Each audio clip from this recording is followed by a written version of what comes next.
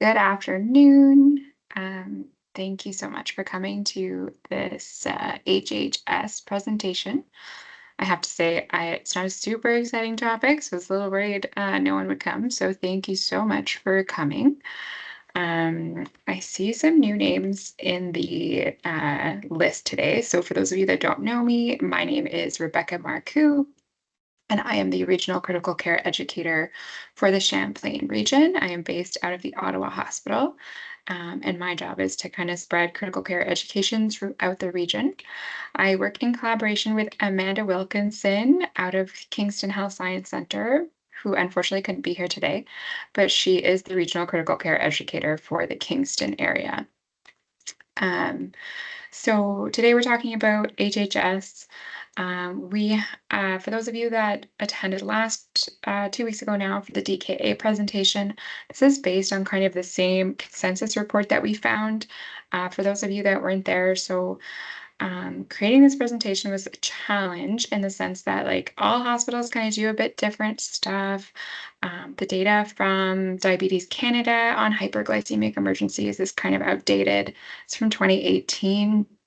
So we found this report that is a consensus report that is from the American Diabetes Association, the European Union Diabetes something, and the UK Diabetes Association. Basically, they included a lot of the major contributors except for Canada.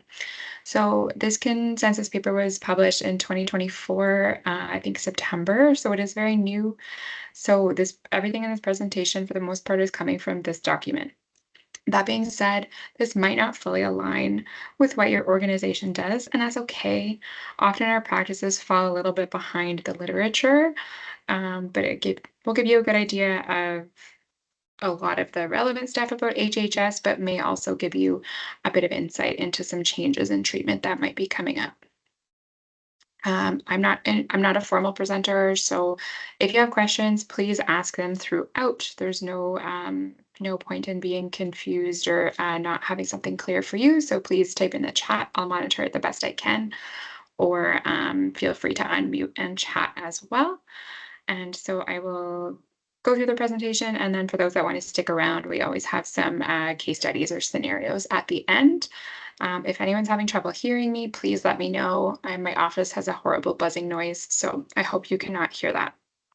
So we will get started. So just as a disclaimer, this is based on scholarly resources and evidence-based practice, but nothing, as we know, is a one-size-fits-all approach, and it may not be applicable to every patient.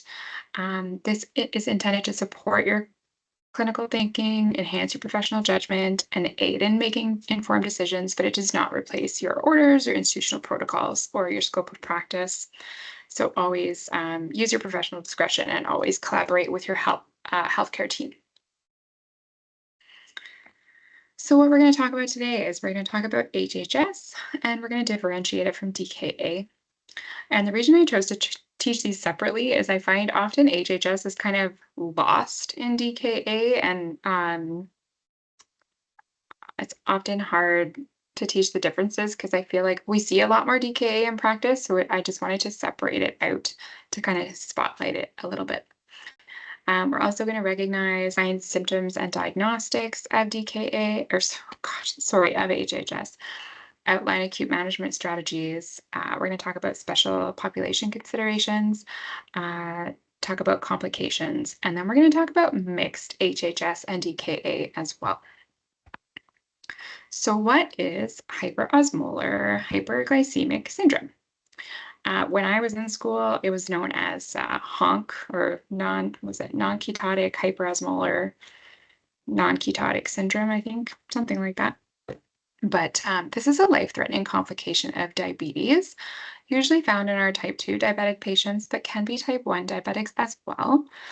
It's characterized by severe hyperglycemia, so greater than 33.3 is actually what the newer literature says. At TOH, our number shows 16, so very drastically different. But the diagnostic criteria does say 33.3, greater than, hyperosmolality, and dehydration. So these patients will often have a a serum osmolality of greater than 320. And for reference, normal is kind of 275 to 295. So they'll be quite concentrated in their blood. And this is due to having really high blood glucose, but as well as dehydration. So these patients are going to be 8 to 12 liters of fluid volume deficit overall, which is really, really significant. Big difference here with DKA is these patients will have an absence of, so they will not have acidosis and they will not have ketosis. So this is because in HHS, the patients are going to have a residual amount of insulin secretion that is going to minimize ketosis, but is not going to control the hyperglycemia. So it won't quite often put the body into ketosis, but it's going to just keep the blood glucose going up and up and up. So why is HHS important? So has a quite high mortality rate. I was finding so many different statistics, so I didn't put a specific number in here. Some sources said 5 to 20%, which is a big change, but it does have a high mortality rate. It is often under-recognized until it's severe. So these patients can sometimes show up quite sick. And the earlier we can identify this and treat, the better the outcomes are for these patients. So the population that HHS occurs in the most is going to be our middle-aged adults, so 45 to 65. That is going to be about 45% of the presentations, and 88% of these are going to be in type 2 diabetics, and often occurs in residents in long-term care homes or rural and remote areas who might have limited access to care. Precipitating factors are very similar to those for DKA. So often in HHS, so they're going to have something that is going to put their body in a stressed state that's going to cause this.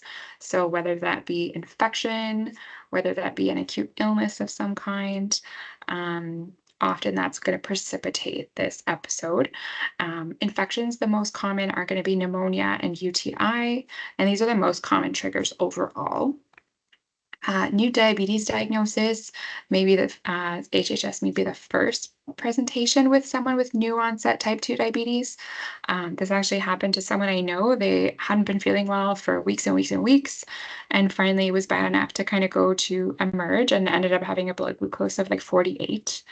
So this is a common thing of a way of finding out you're diabetic, especially for patients that don't go to the family physicians frequently, or we're in kind of a primary care crisis, and people don't have the ability to go see family physicians. So we might see this more and more.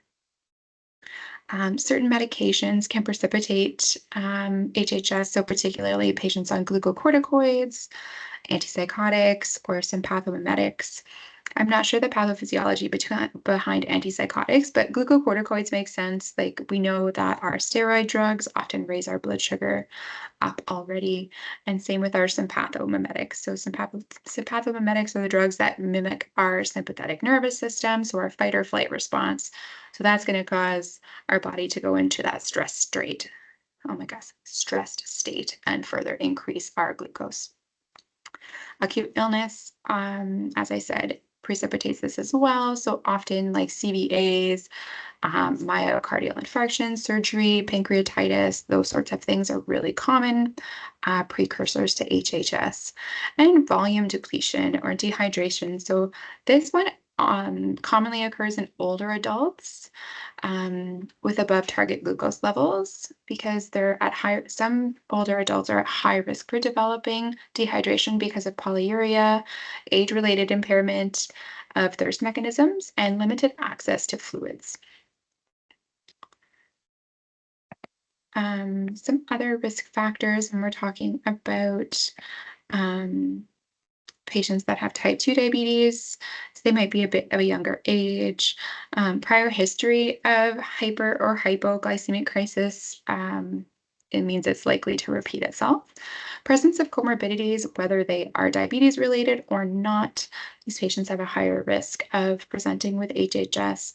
An elevated A1C, which kind of speaks for itself, but if we have a high baseline sugar overall, Likely we're not managing the diabetes as well as maybe they could.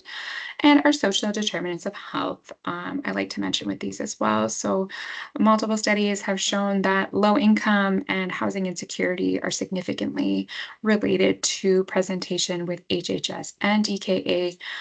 So, it's important to take into consideration that, people don't choose these things, especially in the sense of our lives getting more and more expensive. People don't have access to good food. Housing is people being unhoused is getting more and more common. So just something to be aware of. So next, we're going to talk about the pathogenesis and clinical presentation of HHS. It is very similar to DKA. I would say, honestly, I think it's a bit simpler. And we'll talk about a few of the differences. One of the first main differences between HHS and DKA is the progression of HHS is much slower. So, where DKA can occur over hours to days, HHS often takes days to weeks to months, I've even seen. So, you can have patients that have been slowly getting worse and worse over time and slowly losing more and more fluid over extended periods of time, which is often why these patients come in so dehydrated and sometimes come in quite a bit more sick than our DKA patients. So the first thing we're going to talk about is kind of the pathogenesis of a hyperglycemia. So some sort of acute stressor, whether that be an MI or other acute illness like we talked about, whether it be an infection, whether it be, a life stressor like housing insecurity, family member dying, whatever, some sort of stressor is going to cause a stress response. So that's going to release catecholamines and cortisol. Catecholamines being like our body releases those sympathomimetic, or sorry, they release epinephrine and norepinephrine. That's our fight or flight response. Um, what's the word? Neurotransmitters. And cortisol. And this is going to decrease our insulin sensitivity for one, and it's going to increase their blood glucose. So now that they're in this stress state, their insulin sensitivity is down, their blood glucose is up, they're going to be in what's called a relative insulin deficiency. So they're going to have some insulin on board. So some glucose can get into the cell because if we remember, our insulin is what allows the glucose to transfer from our blood into our cells. So there's going to be some glucose going into the cell, but not enough. Insulin is going to be present to allow all that glucose to get into the cell. So this is going to further lead to hyperglycemia. We also are going to have what's called relative cell starvation. So we're getting some sugar in our cells. So they're not fully starving, but they're not getting enough energy or as much energy as they would want. So because this is going to further increase our hyperglycemia because our body's going to be like, what the heck? Why are my cells not getting enough energy? I need to find other ways to release energy. So this is going to cause our liver to create glucose through glucagon. Okay. And this is going to further continue the body's stress response as our body tries to figure out what is happening and why our cells aren't getting enough energy. And this often, initially, hyperglycemia might present as fatigue for patients, just because their cells aren't getting enough energy, they're going to feel tired as well. In certain cases with HHS, if the cells are being really starved, is when you might see small or minimal amounts of ketosis as the body also tries to start breaking down fat. But that's not as common, but we'll talk about that more as we go. So that's kind of the pathophysiology of our hyperglycemia. The next thing that happens is we get dehydrated. So our blood is super hyperglycemic. Our glucose is going to spill into the urine, and water follows glucose. So we're going to get this massive urine output. And this is going to lead to a massive volume depletion and hemoconcentration, and even more so than DKA. And it's just due to that in HHS compared to DKA, the blood glucose is so much higher usually. And so our increased blood glucose is going to cause that higher osmotic pressure, and then it means greater fluid loss. And as I said, these patients can have 8, 10, 12 liters of fluid deficit. So lots and lots of fluids lost.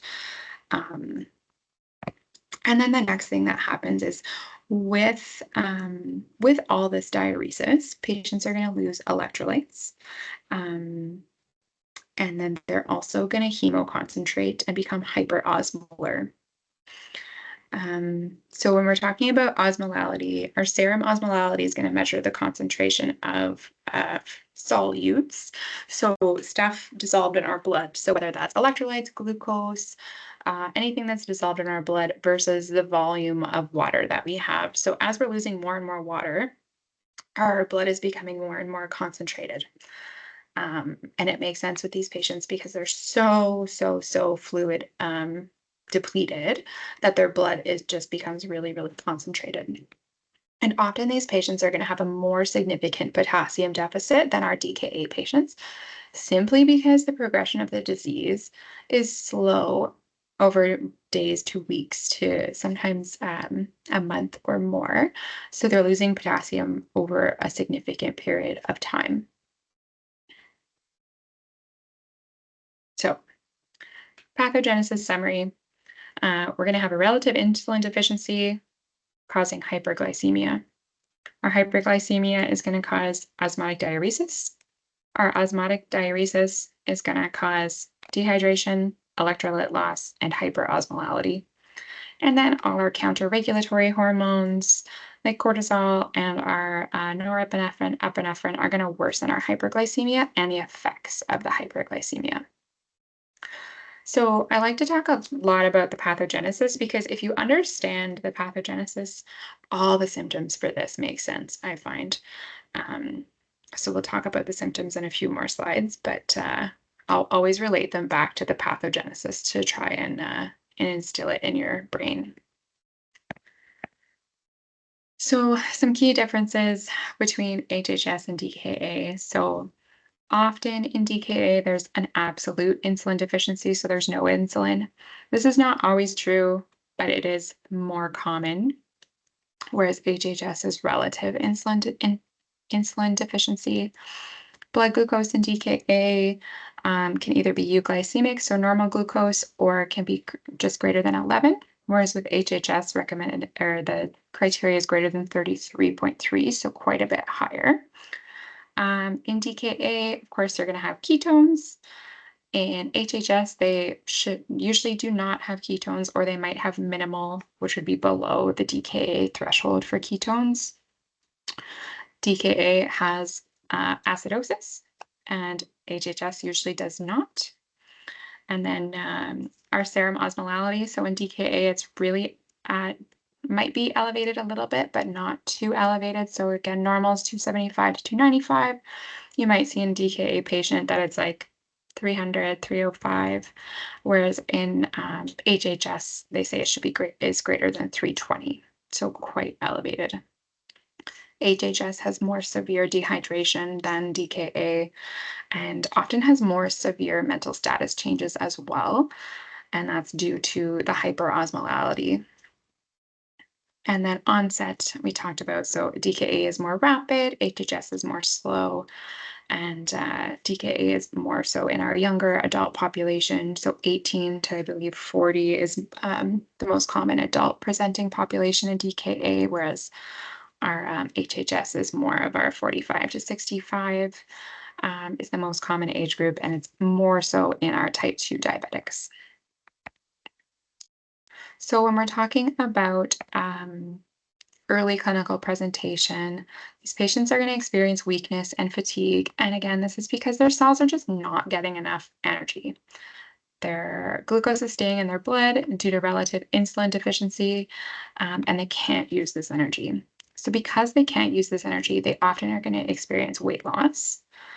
And then because of the osmotic diuresis, these patients are going to pee a lot. So they're going to have polyuria. And then because they're peeing a lot and they're dehydrated and they're hemoconcentrating, they're going to become extremely thirsty often because they're losing fluids. and they will start showing signs of dehydration. So dry skin, dry mucous membranes, and they might start having tachycardia. And tachycardia I mean, the technical tachycardia is over 100, right? But when we're thinking about, if you have someone who's 40 and their usual heart rate is 60, but now they're sitting at 90, that would still be a flag that, like, maybe something's up. A late clinical presentation with HHS, they're going to have more severe dehydration. So these patients can present with hypotension, a decreased skin turgor.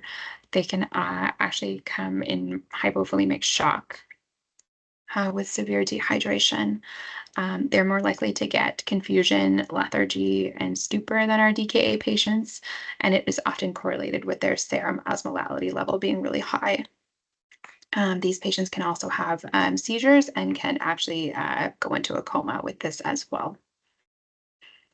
To differentiate from DKA, because there is no ketosis in just plain HHS, they don't get the Kussmaul's respirations, so the deep, slow respirations where they're trying to correct their acidosis.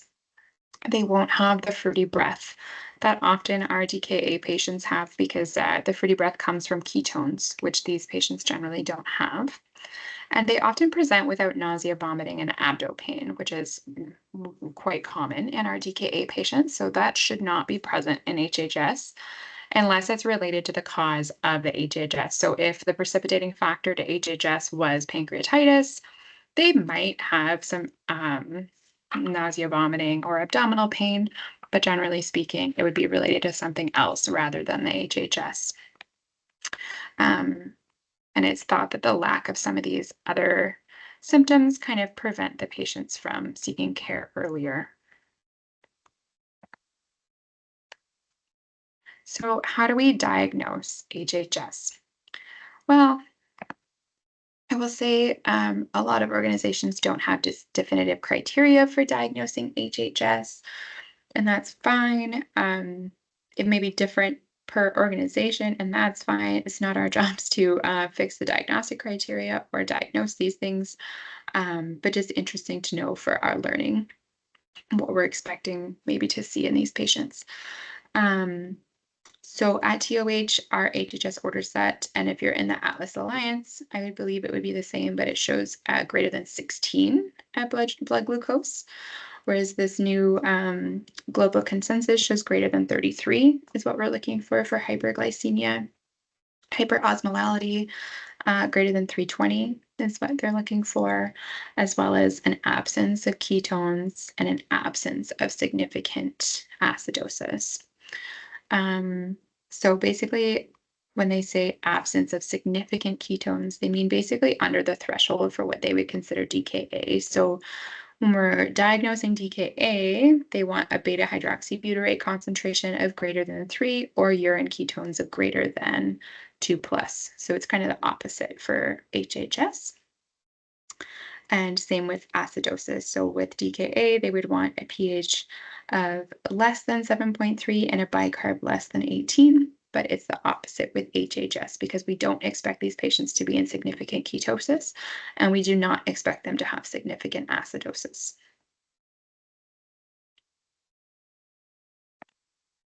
Initial lab tests we might think about with these patients would be a venous blood gas, really good starting point if you're suspicious, because there's so much stuff on a blood gas. So a blood gas will have not only your pH and your CO2 and your bicarb, but it'll also have your electrolytes on the bottom of the printout.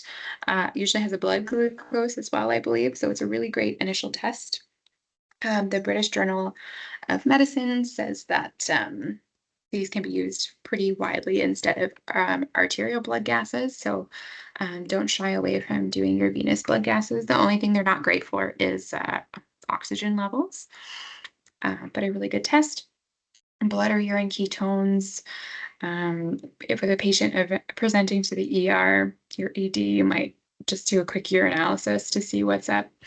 Electrolytes, urea, creatinine, CBC should be done on these patients. Often with the significant dehydration, they're going to get elevated creatinine and elevated urea. CBC, we want to check, do they have any, what's causing this? What's the precipitating factor here? Do they have an infection? Are they having an acute illness? Electrolytes, because they're going to be super imbalanced from all the osmotic diuresis and the dehydration. And then, of course, our blood glucose. Other potential investigations would be, as I said, urinalysis. These patients often present in correlation with an MI. So always want to do ECGs, TNT, CK. In any patient of childbearing age, as always, we want to do a pregnancy test because treatment will change based on if they're pregnant. Might be considered to do a chest x-ray if the patient has any difficulty breathing or any oxygen requirements that they really shouldn't have, as a pneumonia is a common precipitating factor to to HHS. Amylase and lipase might be considered as well to check for pancreatitis, as that's another precipitating factor. Osmolality, of course. Um, in my experience anyway, I don't know about anyone else's experience, osmolality is historically hasn't been used a lot here in my experience. It's not on our order set to do serial osmolality, but it is now recommended.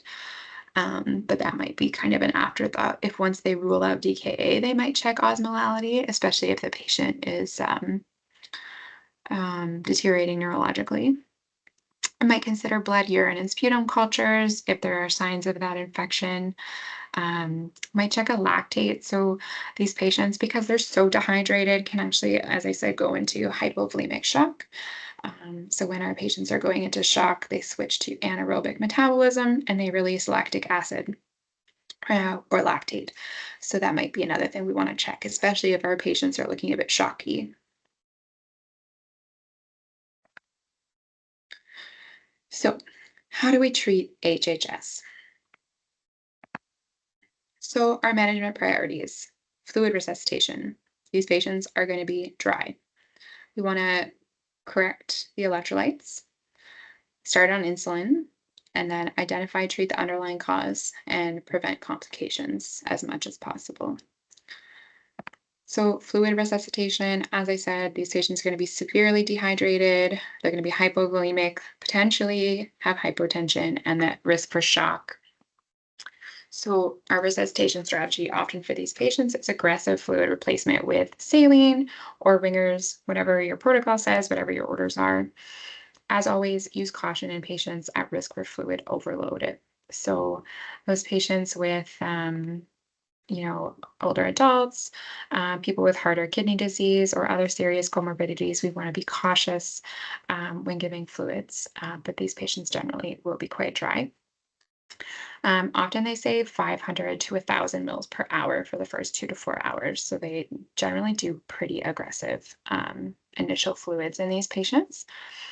After initial resuscitation, the doc will need to figure out, based on the patient's clinical status and their labs, their urine output, what they want the fluid rate to be. But it's generally quite high for the first 2 to 4 hours. And then, as with DKA, once their blood glucose falls to 14, we still want to add dextrose, 5 or 10%. Whatever is used at your organization. At TOH, we use 5. At KHCS, they use 10%. So why do we want to give fluids first? It's going to restore the patient's perfusion and potentially their blood pressure if their blood pressure is dropping. And it's going to help correct hyperosmolality, the hyperglycemia, and electrolytes imbalances. So as we give more fluid, it's going to dilute our blood a little bit more and help start bringing that hyperosmolality down, help start bringing the hyperglycemia down. So dextrose replacement. This is going to prevent hypoglycemia, but it's also going to help in HHS prevent large drops in osmolality. It's also going to help reduce the risk of cerebral edema from rapid glucose shifts and rapid osmolar shifts, and this is given in coordination with our insulin therapy. I know on our order set, it has it just built in as like, when the blood glucose drops below 14, add dextrose. Okay. Um, Sometimes it's just hard to remember to actually go back and start it. So um, make sure you're not missing that. Insulin therapy. So generally, insulin should be started after initial fluid resuscitation has began. These patients are going to be treated with continuous IV insulin, Humulin R infusions. Usual dosing is 0.05 units per kilo per hour for HHS is the starting point that we could find. In mixed presentations, 0 0.1 units per kilo per hour is the recommendation. Your physicians might do something different, and that's okay. Um, just something to keep an eye on. Something that's the same as well as DKA is we want to be cautious with our potassium. So, insulin regulates potassium in and out of our cell, which is why we give insulin to shift potassium when patients are hyperkalemic. So, in patients, if they're already hypokalemic, if their potassium's 3.3 or less, and we give them a bunch of insulin, it's going to tank their potassium because some of the potassium is going to shift back into the cells. So if your patient is hypokalemic already, do not start insulin. Call your doctor, get an order to replace that potassium before starting the insulin infusion. The goal is generally, from what we can find, to decrease the blood glucose by 3 to 4 millimoles per hour. And generally, they recommend correcting the hyperglycemia within 8 to 10 hours. This being said, according to this article, very few studies have actually assessed the optimal insulin regime in these patients. I checked at TOH, and we don't actually have a recommended dosing start on our order. Like usually it kind of gives the physician some directions, but there's not one for this one. So I'm not 100% sure what we do. And it's probably physician dependent. Mhm. A brief interlude to talk about insulin safety. So, this is a high alert med. At TOH and KHSC, we do require independent double checks prior to any administration, which means our nurses are going separately to look at the order, verify um, the pumps, verify what's in the bag. Um, if this is not, it's come to my attention recently, this is not the case at all facilities. So if it's not required at your facility, it's still okay to ask for one. Insulin is one I don't like to mess around with. When I was a student, I had a nurse accidentally give 50 units of insulin, which in this case, an independent double check wouldn't have helped because thought she drew up heparin to give like a prophylactic zero point 0.5 cc of heparin, but ended up giving 50 units of insulin. Um, the patient was very ill and almost died. So always be cautious is what you're drawing up. And it is always okay to ask for a double check. Okay. Another thing is that insulin is excreted through the kidneys. So the MD might need to adjust the dose based on the patient's kidney function. So just something to keep an eye on if you notice, your doctor orders pretty high dose to start. Be like, oh, hey, they actually have chronic kidney disease. um, just might be a good reminder. And they might have noticed, and of course it depends your physician to how happy they'll be with that. But uh, I never hurts to ask to make sure everyone's on the same page. This as well talks about which I'm not going to go through, but um, well, we can always use insulin R, Humulin R when we're doing IV, and it must be administered by an infusion pump. And then insulin is absorbed by the IV tubing. So I won't go through the recommendations, but there are recommendations to kind of like flush your IV insulin through your line to make sure the patients are getting adequate dosing. So if you have access to Lexi drugs or LexiComp or the Ottawa Parental Manual, there's directions on kind of how to do this to make sure your patient's getting the actual dose of insulin, because within the first little while, it's actually absorbed by the tubing. The other thing we're going to want to do is manage electrolytes. So generally, these are monitored every 2 to 4 hours, depending on your orders or your protocols. I think ours or Q2, or I think the doctor can select. Um, Potassium needs to be replaced. So often within 48 hours of admission with both DKA and HHS, potassium levels typically decline in these patients by 1 to 2 millimoles per liter during treatment. So they're going to likely be depleted. So something to watch. And this is important because severe hypokalemia, so hypokalemia of less than 2.5 during treatment, is reported to be associated with a 3 times increase in mortality.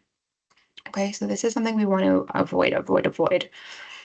Um, so to replace potassium, generally we say if it's greater than 5.5, we're not going to replace it. We're going to keep monitoring. If it's between 3.5 and 5.5, ask your physician for a replacement. Often they'll order 20 to 40 millimoles KCl to the IV fluids or else a separate bag.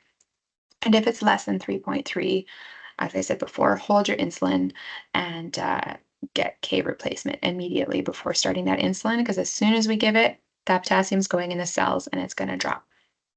Okay. The other thing about replacing potassium is I've never mixed it a lot in IV fluids. We don't do that a ton in my unit that I used to work in anyway. But just a caution that even when it's mixed in IV fluids, can only be given, a 20 to 40 millimoles per hour.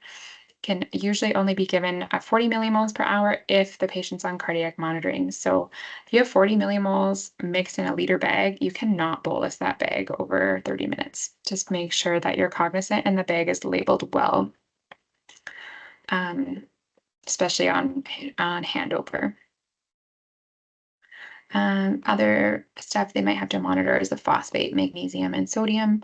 Generally, they don't have to replace these, but sometimes they do just because of the prolonged osmotic diuresis. Um, Another thing I'm just going to briefly mention. So sometimes in these patients, the osmolality is not dropping despite fluid, despite a positive fluid balance, and despite insulin administration. The MD might choose to switch to hypotonic saline. Just as if you ever see that, you're not surprised. But it's supposed to be after fluid resuscitation. Monitoring during treatment, again, follow your orders. Generally, vital signs on these patients are Q1 to Q2, depending on your orders or your protocols. Blood glucose, usually for sure starting at Q1 or as per your orders or policy. And then it is recommended to do electrolytes, renal function, and serum osmols, Q2 to 4. As I said, this is not done at TOH. I think our order set says electrolytes and anion gap Q2 to 4 hours, which was puzzling to me because we don't usually monitor the anion gap in HHS as far as I know, but I didn't make the order set, but the recommendation is for electrolytes, renal function, and serum osmols, Q2 to 4. We want to watch the intake and output on these patients and record it. So generally, I think ours is Q4 for 24 hours, and then we switch to Q12. But again, follow your orders, your protocols. Recommended for these patients to be on continuous cardiac monitoring. We want to do frequent physical and neurological assessments. So I cannot stress the importance enough of nursing physical assessments. I find sometimes, and even in this presentation, we get bogged down by all the numbers and what the lab should look like and what should be on the monitors, but cannot stress the importance enough of just looking at your patients and assessing them. Often I find we can, as experienced clinicians, we can pick up when something's going to go wrong on the lab work or the monitor before it actually does. So never underestimate the power of your assessments, especially in these patients, things that we might be looking for. They're severely dehydrated. We're going to be watching for signs of dehydration, signs of poor perfusion. Are their extremities cold? Are their knees mottled? Do they look like they're going to go into shock?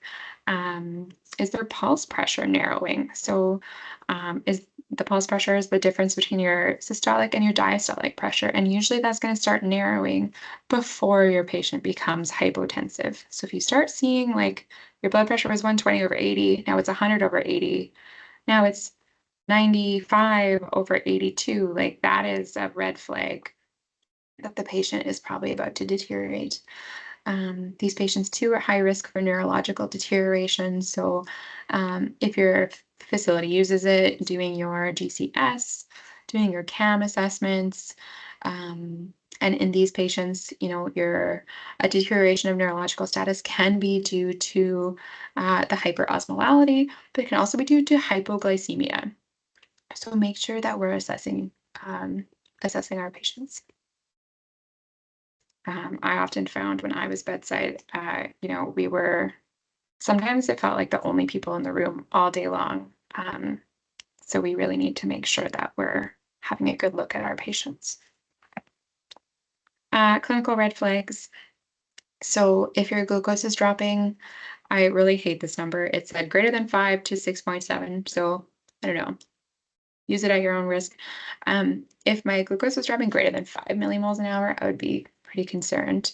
And if you use a nurse titration protocol, I think ours would probably tell us to turn it off or to at least decrease it pretty significantly, the infusion. But if you're running at a fixed rate, as some places do, I would let my physician know if it was dropping that fast. Also want to watch again for sudden changes in our mental status. And if these patients have ongoing hypotension despite all our fluid resuscitation, they might need pressors or some other interventions. And then how fast is too fast? So usual resolution, as I said, hyperglycemia is within 8 to 10 hours. Blood glucose, generally, I would say if it's decreasing more than 5, I would be concerned. Serum sodium, if it's decreasing a lot, can be concerning as well for cerebral edema. And then osmolality should decrease quite slowly as well. Again, I hate the numbers because some resources say not more than 3 and some say not more than 8. But hopefully your physicians are all monitoring this and you don't have to worry about it. Our resolution criteria. So there's no consensus on the resolution criteria for HHS. So this may differ per organization, per physician. The American Diabetes Association and the European Union Diabetes Association says they consider it to be resolved when the serum osmolality is less than 300, urine output is normal, so about just greater than 5.5 mils per kilo per hour, when cognitive status has improved, and when our patient's blood glucose is below 14.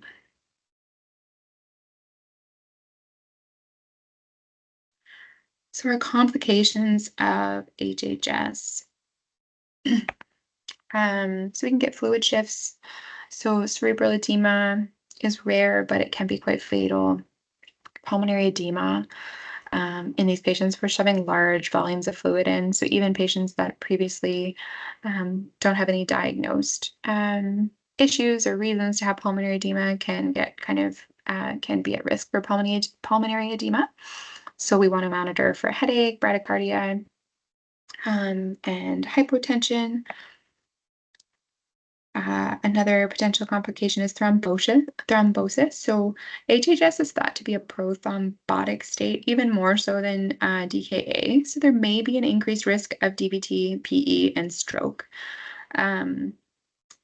especially in those patients that, this HHS is more commonly has neurological deficits associated with it. So these patients may not be moving a lot. So MD should consider DVT prophylaxis for these patients and maintaining hydration. The other complication is renal injury. So acute kidney injury in these patients is common, especially if our dehydration is severe. So we want to monitor urine output closely, and often they'll be doing serial renal function studies to monitor how the patient's kidneys are doing.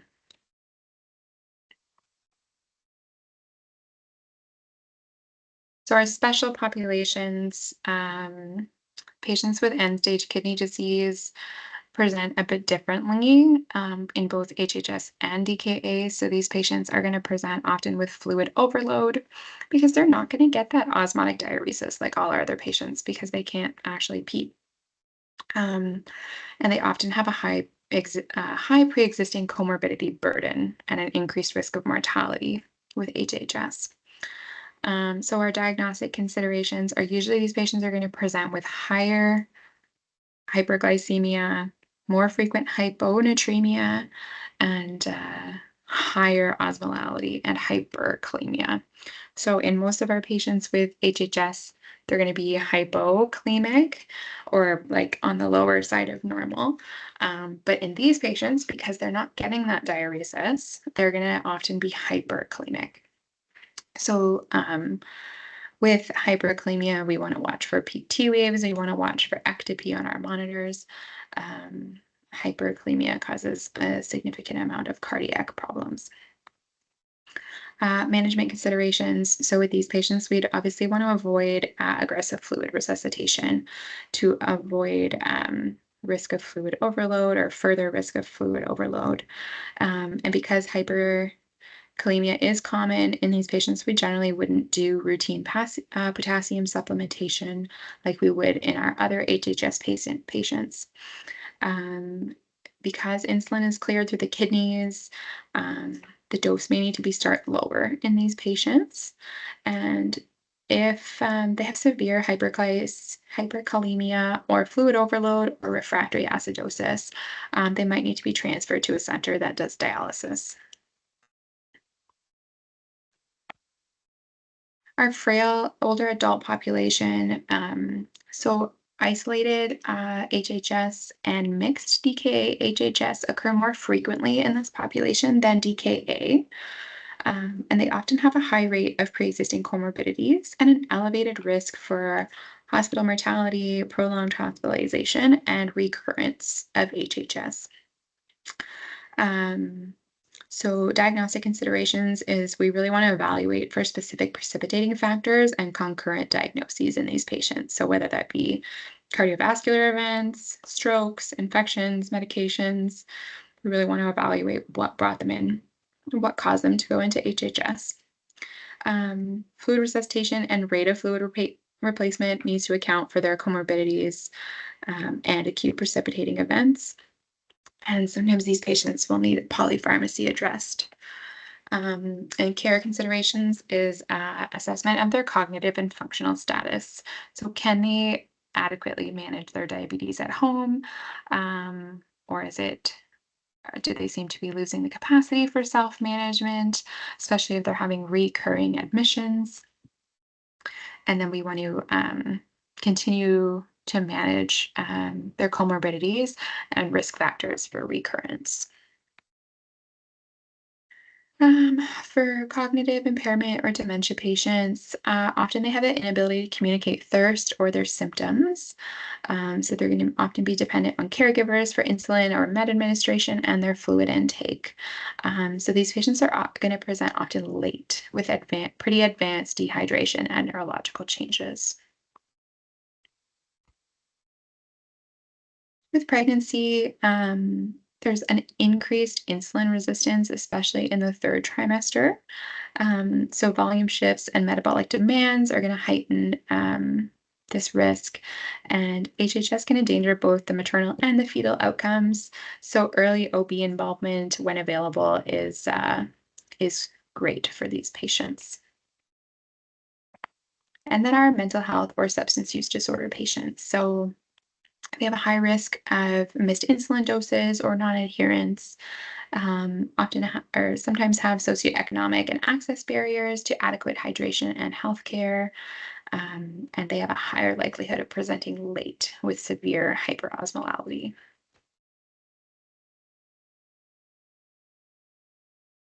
Okay. We have mixed DKA and HHS left. We can either take a bit of a break now, take 5 minutes, and then come back and do mixed and the scenarios, or I can keep going. Do you guys want a break? You can show me with thumbs up.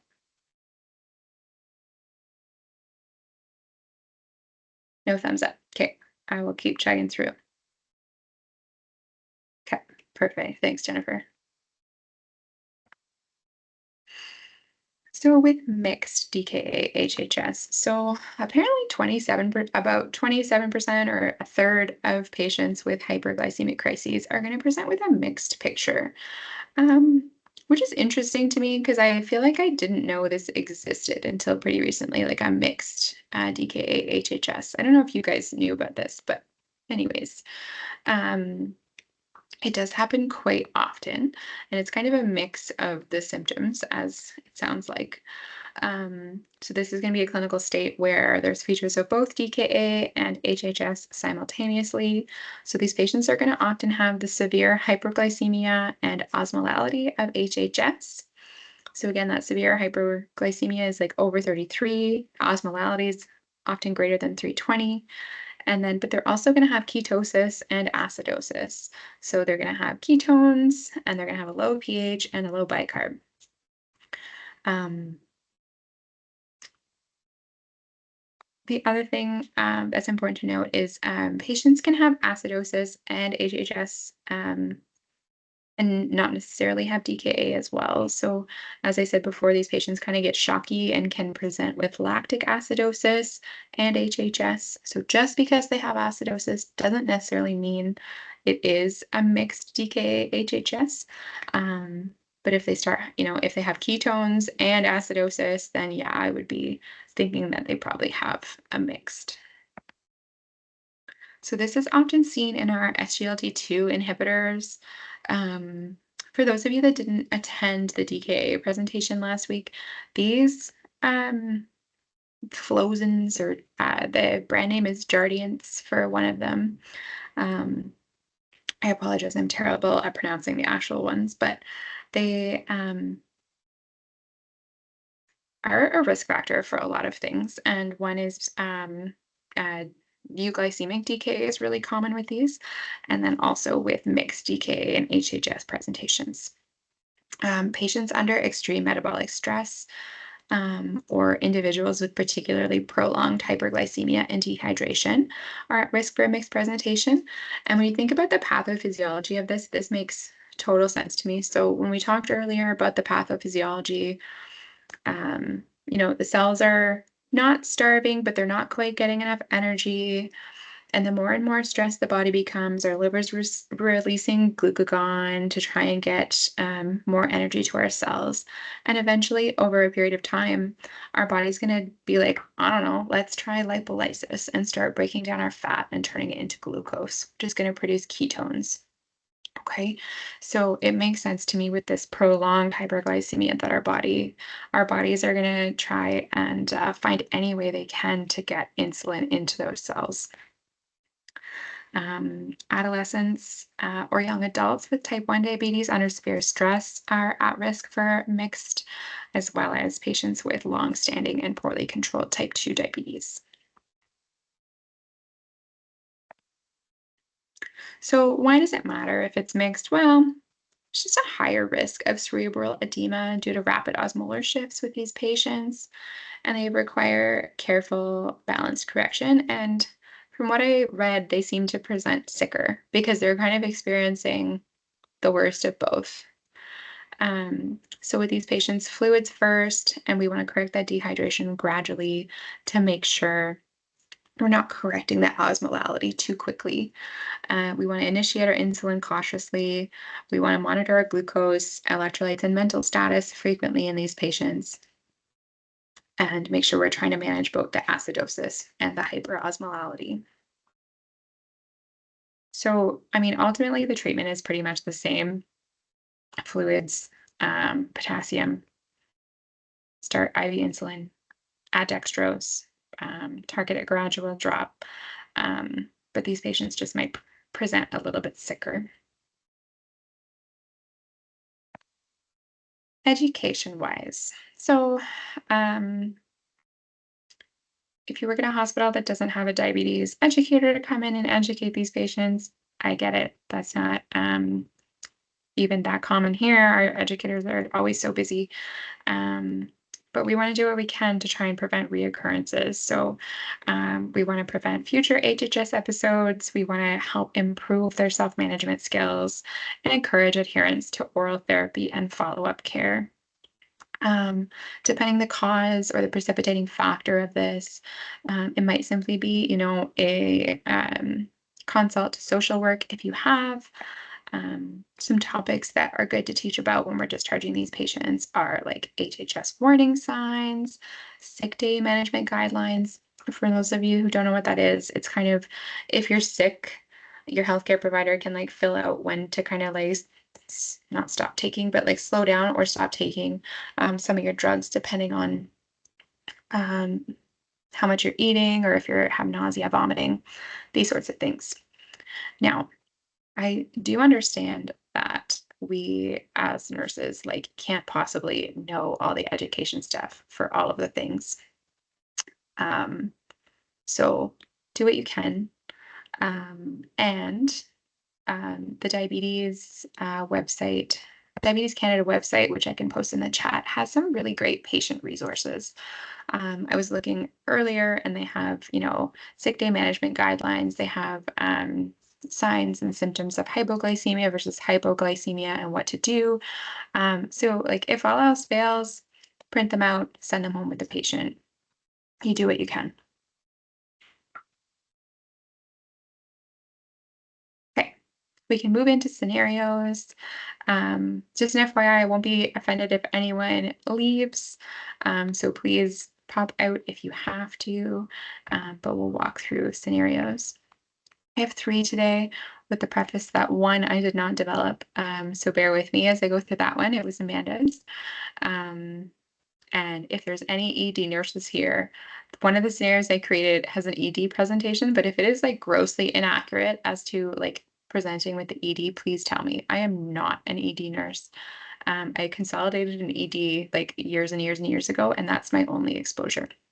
So I will not be offended. Please tell me. I'd like this to be as realistic as possible for you guys. So case study 1. And with these, I love your participation. If you're not, if you're feeling it, if you're not feeling it, all good. I will eventually speak. I just leave long, awkward silences in hopes that you guys will take over for me. But no worries if you do not.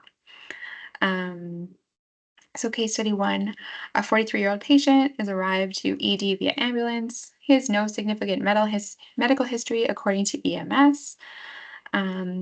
As for EMS, the patient's wife called because the patient was extremely drowsy and confused this morning. She stated the patient had been feeling pretty fatigued over the last few weeks. EMS stated en route he had a GCS of 13, so his eyes were opening to voice only, which is an E of 3. His voice response was confused, but he was following commands. And his ECG showed sinus tachycardia and some unifocal PVCs, about 6-ish a minute, and blood glucose en route was 44. His vital signs on arrival was a heart rate of 121, a blood pressure of 95 on 75, respirate of 22, temp of 37.7, and an SpO2 of 96% on 2 liters. So my questions are, what do you immediately notice that is concerning? And what do we think what could this be?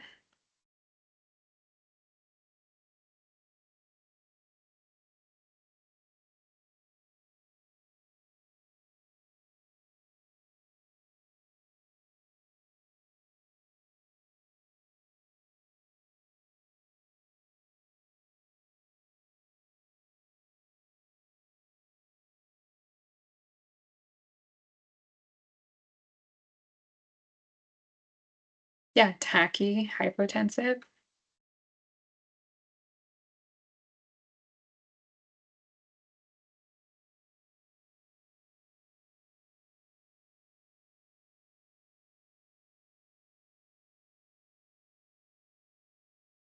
altered LOC, narrow pulse pressure. Yeah, 100%.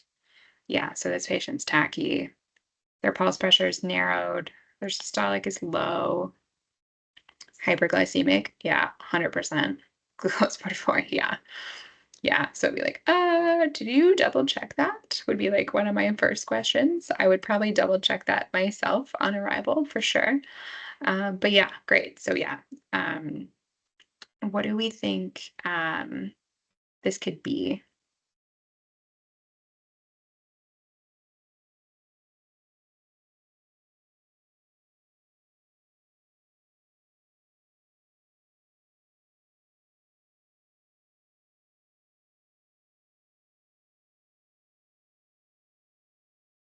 Yeah, fair enough. It would just show high, like, off the charts, and then you'd have to do, like, a that's a really good point that I didn't think of. Um, Ours does that too. I can't remember what the cutoff is, but it would just show, like, high, and then you'd actually have to do a blood glucose to, or, like, a lab draw to get the actual number. So, I mean, obviously, we're in an HHS, presentation, so, values higher than 20. Ah, thank you. I'm gonna have to check ours because I don't remember, but that sounds right. Um, so this could be DKA, but generally our sugar wouldn't be quite that high with DKA. So I would be maybe thinking about HHS or a mixed HHS DKA, depending what shows. Um, you guys caught pretty much everything that I uh, pointed to here. Fatigued over weeks, tachycardia, narrowing pulse pressure. Not officially febrile. I just threw that in there as like a eh. But anyways, and yeah, could be mixed HHS, DKA, plus probably another precipitating factor potentially. So as a nurse, what assessments might we want to do upon receiving this patient?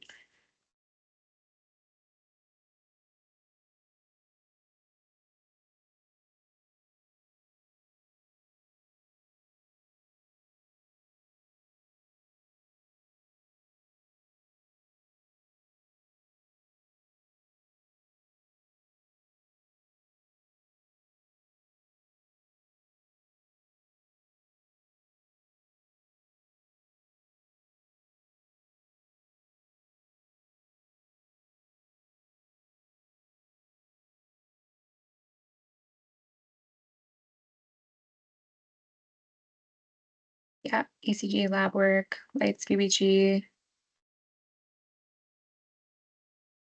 fluids, D5 to 10, get labs.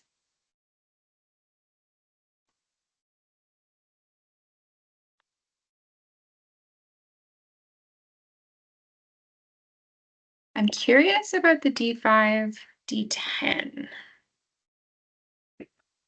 Urine output, yeah. Primary assessment, ABCD, yeah. Labs, ECG, urine.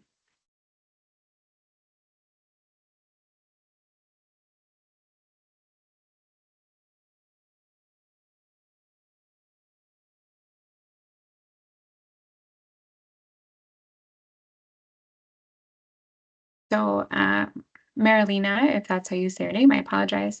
100%. Oh, no problem. No problem, Lindsay. Um, so absolutely primary assessment. So always physically assess our patients, especially when we're just taking over them. So even if it's just a quick ABCD, we want to get a general sense of our assessment of their GCS, of their neurostatus, of their physicality. So do they appear modeled? How's their circulation? Are they dry? What are we thinking of?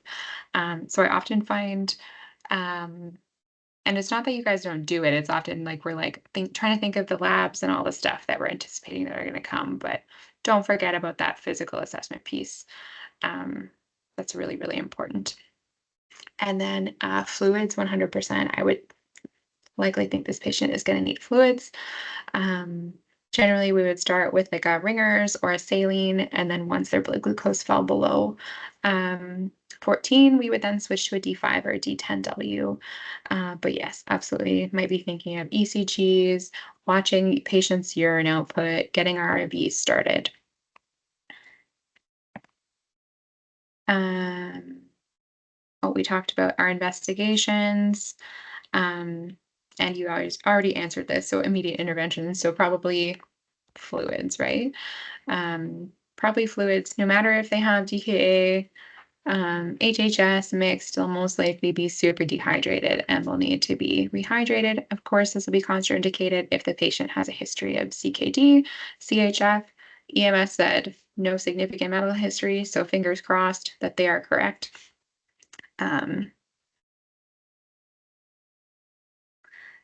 Other potential investigations for this patient might be urinalysis. We might do CKT&I, depending what we're worried about. They may do a chest X-ray, LFTs, cultures.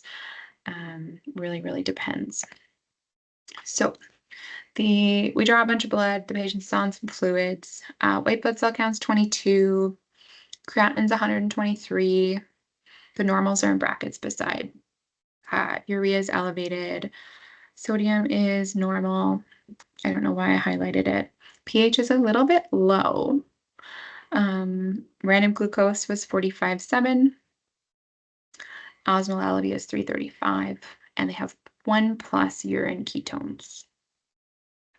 So, does the patient meet the diagnostic criteria for HHS?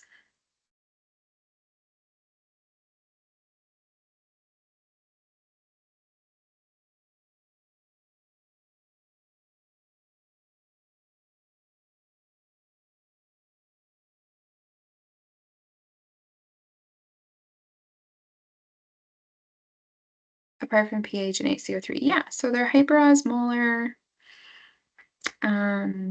They are very hyperglycemic, but they have a little bit of a low pH. And I did not give you the bicarb. And then the ketones are under the 2.0 or 2+ threshold. So they do have the absence of significant ketonemia. As you can see beside is the diagnostic criteria for DKA, which is a pH less than 7.3. Okay, so do they meet the criteria? Like, kind of. Depends.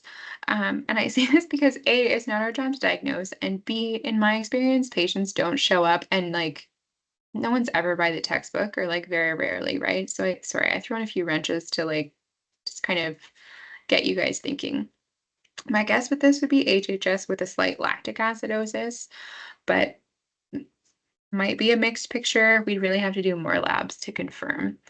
And MD may choose to run more tests, but they may not, because is it going to change our treatment significantly? Probably not. And what treatments do we anticipate we would get going for this patient? Whether it be HHS or mixed, what would we want to get started? We already have fluids going. What else would we be expecting to get started?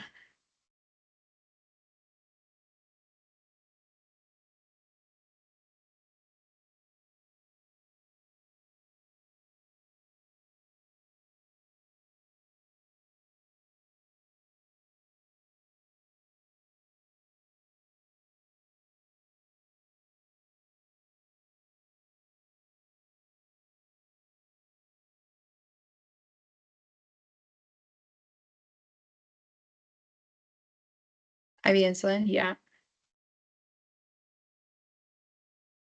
Fully, yeah. I think fully ins and outs, 100%. We want to monitor these patients pretty closely. We'd be also thinking about, I can't remember what I put as potassium at. Let's scroll back and see our labs. I think it is 3.5. So we'd be thinking about maybe adding some potassium to our fluids, replacing that potassium maybe before we get started. It's kind of, yeah, it's kind of on like the verge of like holding insulin. That'd be like a 3.5 level. I'd kind of let the doctor know, like, hey, do you want me to delay starting the insulin while we replace the potassium, or what do you think? Because it's kind of on that fence there of like, we would hold for sure at 3.3, but I would be hesitant at 3.5. So yeah, exactly. We'd be thinking lots of IV fluids, then IV insulin, and or a K replacement. How long will we hold the insulin? This is a good question that I actually don't know the answer to, Marlena. I'll have to look this up. My assumption is that we would hold it until we got their potassium above that threshold. um, which could take an hour or so, right? Like if we can only give 40 millimoles an hour, it might take a solid hour to get their potassium up a little bit, plus the lab work. Um, but that's my assumption because if we wouldn't get it up to that point, we would still be shifting it out of their blood into the cell and making them hypokalemic anyway. Probably right. Yeah, I'm not 100% sure, to be honest. All good. Yeah, that's a really great question. Yeah, I would think they would hold. But yeah, I'm gonna have to look into that more. Thank you. Okay, that is the end. Is this the end? Oh yeah. So yeah, fluids first, um, electrolyte management, continuous IV insulin, and then treat the cause and treat the symptoms. So yeah, we might do blood cultures. He had a white count of 22. So they might be looking at blood cultures, urine culture, chronosputum culture, depending what the patient's presenting as. Um, If the patient's hypotensive and not responding to fluids, we might need to add some pressors. Ideally, before we're adding pressors, the patient is well fluid resuscitated because we can't squeeze an empty tank, so to speak. Um, but these are kind of all the first things for the HHS, and then what? And it just kind of depends on how the patient's presenting. Okay, case study number 2. This one is a short one. So you're taking care of, or sorry, before we move on, is there any questions at all?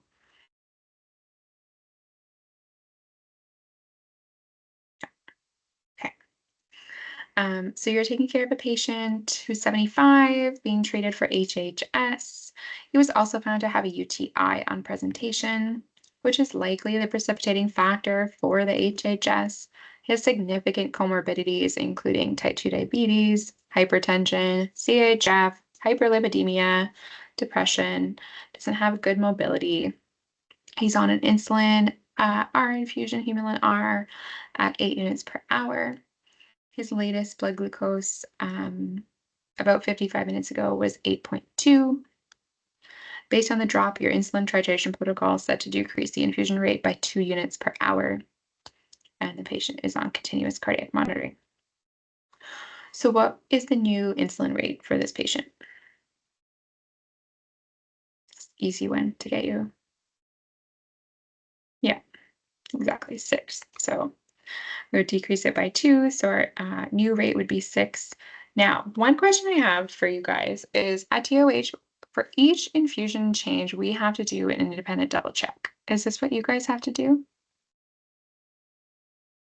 Yes, perfect. Yeah, I would say that's, yes, great. Okay, that's the safest thing. So if your facility does not require that, I would say definitely get an independent double check because this is a really high risk infusion, but that's good to know. Um, what other treatments do we expect to be in motion with this patient? So what other things for HHS would we expect this patient would be on at this point with a blood glucose of 8.2?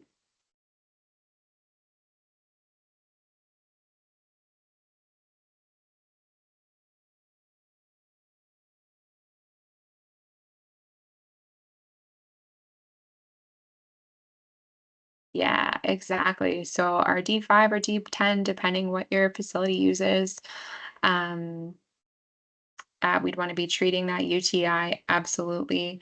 As we know in our older populations, UTIs can really bring these patients under the weather really, really fast. And we see really quick improvement usually with antibiotics. Yeah, so absolutely. Our IV dextrose would have been hopefully started well before this, and then our hopefully antibiotics to treat that. Watch the output exactly. Watch the output for sure. And on this particular patient, what would we be worried about? Yeah, hypoglycemia for sure. I'd be really hesitant um, with that big of a drop. I'd be wanting to recheck probably pretty soon. And for this patient in particular, what would we be also worried about?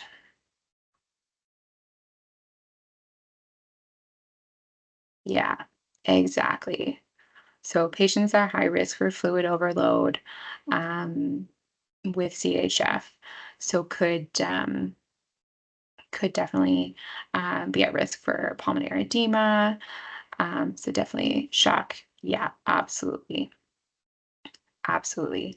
So with all these comorbidities, I would be really, really worried about this patient. But I don't know about you guys. This is like a common presentation we see is like 12 different kind of comorbidities.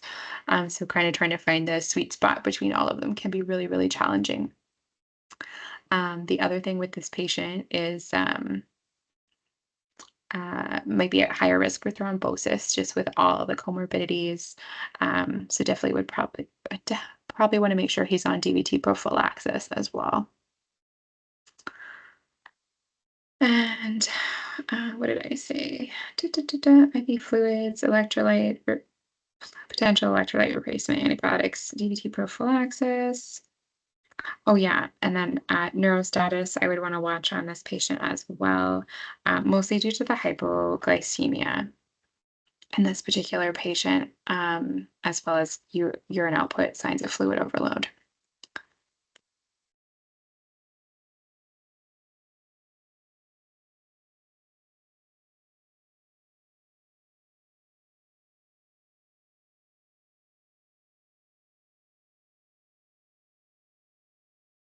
Oh, sorry, I saw you typing. Um, that's the end. Oh, and then on hourly rounding, the patient is no longer responding to voice. What would you do, or what would be the cause? ECG would be very impactful for this, important for this patient. Yeah, 100%. Yeah.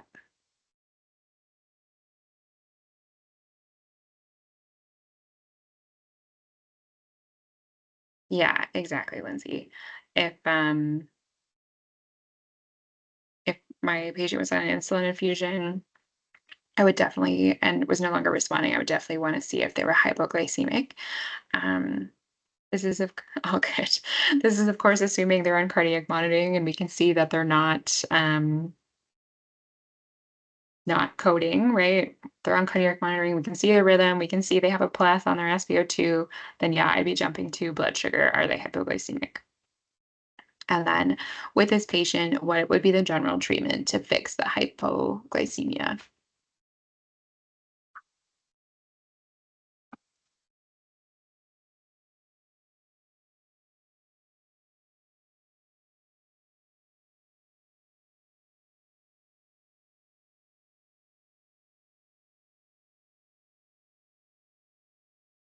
Stop insulin and give dextrose. Yeah, exactly. So usually for this, you need orders, of course. Usually these will be built into order sets, but we would give D50 IV push in this situation because the patient cannot take oral anything at this point if he's unresponsive. Okay. Any questions before we move on to the last case study? Great. Okay, and this is Amanda's, so bear with me. I did go through it, but I did not write it. So, 62-year-old presents to the ED via EMS. Um, Partner reports that she has been increasingly lethargic, confused, and nauseated for 2 days. Has a history of poorly controlled type 2 diabetes and hypertension, and was recently started on an SGLT2 inhibitor. She said no recent sick day management or insulin dose adjustments have been made despite significant decreased oral intake over the past 3 days. EMS reports blood glucose, we're just going to say it was high. It was off the charts on their monitor, and a GCS of 12 on arrival. She is disoriented and minimally responsive to questions. So, vital signs: heart rate of 128, BP is 88 on 54, rest rate is 26, temp is normal. She's on a sniff of O2 for stats of 95. So the MD orders lots of labs, chest x-ray, ECG. So on the labs, glucose is high, potassium is 3.2. We have a high creatinine, We have the patient's acidotic, so we have 7.19 pH and a 16 of bicarb. Serum osmolality is high, 325. Have high urine ketones, high beta hydroxybutyrate, so our blood ketones are high. White blood cells are high. Um, so, what clinical concerns on this patient immediately stand out to you guys?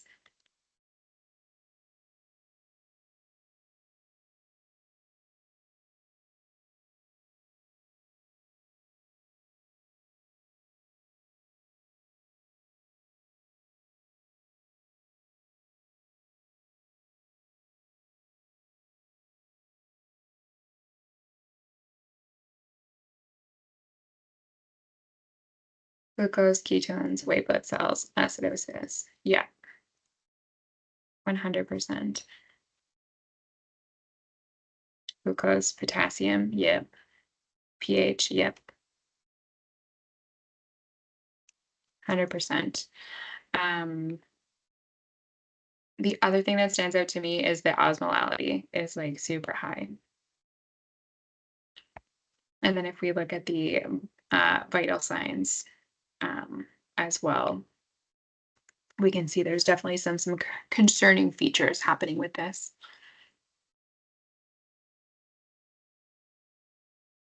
I believe we don't do osmolality or site. Yeah, I know. We do it once. It's like on our HHS like order set once. Oh, lab doesn't do it. Interesting. Um, Physicians can calculate it, so they might do that with the lights. There is like a calculation that can be done. Um, I had looked up the formula, but I don't remember it. Um, but yeah, I'd be concerned about all those lab works. You can see heart rate's up, BP is not looking so hot, respirate's up, and has been ill, nauseated, and confused. All vital signs except yeah, exactly. Like what is going on? So if we're thinking about what might be going on with this patient, um, what do we think is happening based on the lab work and the presenting symptoms? So we have high glucose, or low pH, a low bicarb, high serum osmols, high ketones.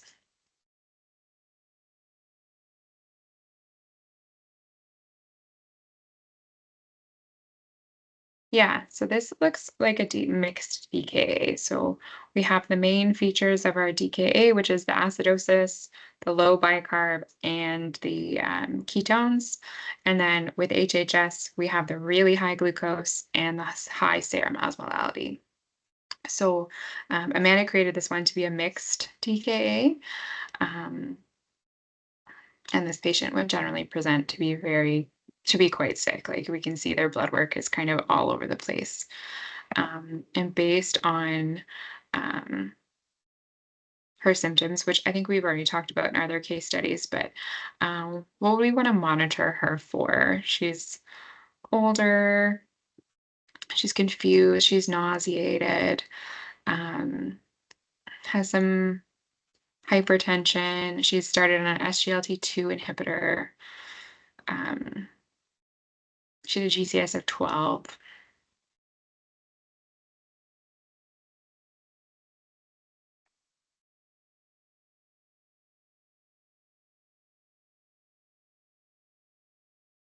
So, I mean, I would be thinking for this patient, she's not very old, but she seems quite ill. Um, so I'd probably be thinking about, are there other comorbidities? Being that I'm always hesitant if their diabetes is not well managed. Sometimes they might have underlying stuff that's not diagnosed, so they may be sicker than meets the eye. Um, I would also be concerned about her neurological status, which is likely due to the really high osmolality, but I'd be wanting to monitor that really closely. GCS from 15 to 12 is pretty significant. So definitely be wanting to watch that. Um, anticipated interventions. We've kind of talked about this already. Um, so we would do our fluids. In this patient in particular, what can you tell me about the potassium? Would we want to start insulin right away?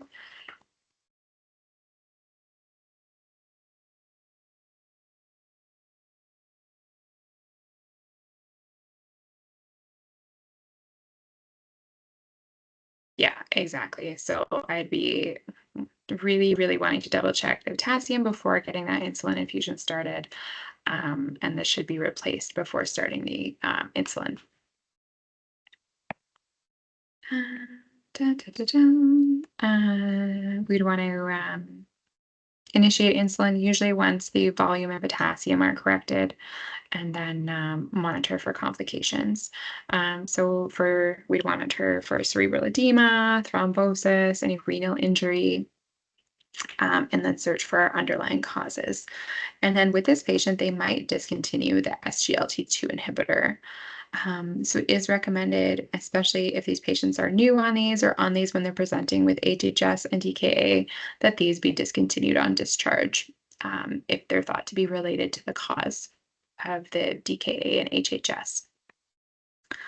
Um, the one thing I'm thinking of, Marilena, based on your question before, uh, um, is when would we start insulin? So in HHS in particular, which I don't think I talked about earlier, is starting the fluids is actually going to start lowering the hyperglycemia and the osmolality quite a bit.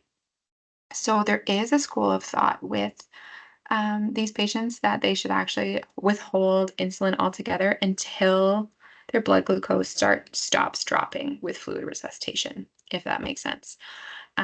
So kind of my assumption is that they would withhold the insulin until the K was normalized. But there's not a lot of good research on this. So there's some different schools of thought out there. But it is really interesting.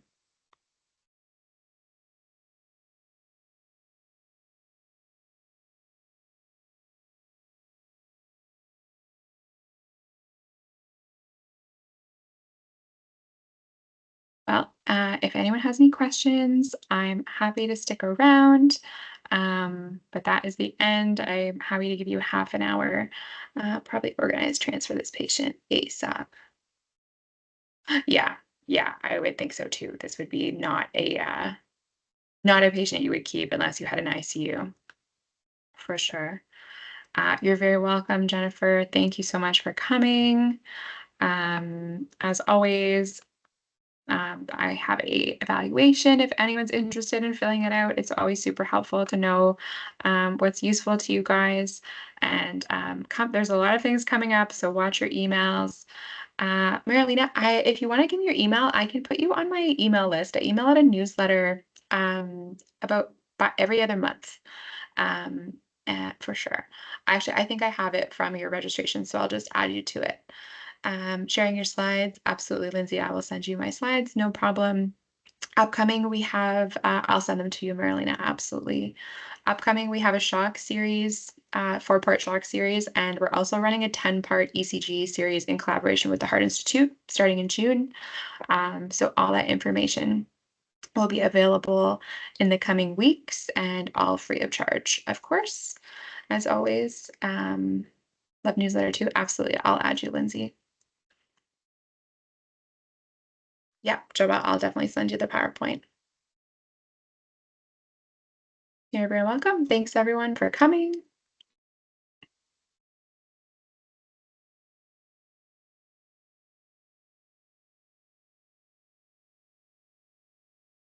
You're very welcome. Thanks for coming again, Serena.